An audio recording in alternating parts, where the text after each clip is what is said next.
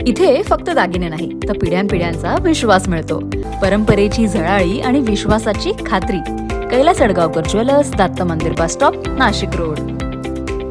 प्रशांतनगर येथील महापालिका शाळा क्रमांक 89 आहे. त्या ठिकाणी स्थलांतरित करण्यापूर्वी विद्यार्थी, विशेषतः विद्यार्थिनींच्या संपूर्ण सुरक्षिततेची आणि सोयीसुविधांची पूर्तता करावी अशी मागणी शनिवारी दिनांक 22 रोजी झालेल्या सभेत बहुसंख्य पालकांनी व्यक्त केली.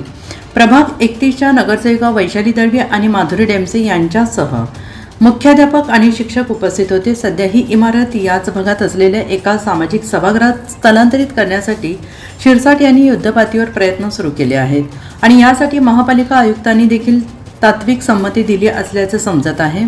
पालकांनी मात्र घाईगडबडीत स्थलांतरित केले तर सुविधा अपूर्ण राहतील अशी शंका व्यक्त केली जाते आहे. त्यामुळे तेथे योग्य हवेशीर वर्गखोली रचना, स्वतंत्र स्वच्छतागृहे, पाण्याची व्यवस्था, सुरक्षा कुंपण, कार्यालय, शिक्षक दालन आदी सोयी केल्यानंतर स्थलांतर करावे अशी मागणी करण्यात आली आहे.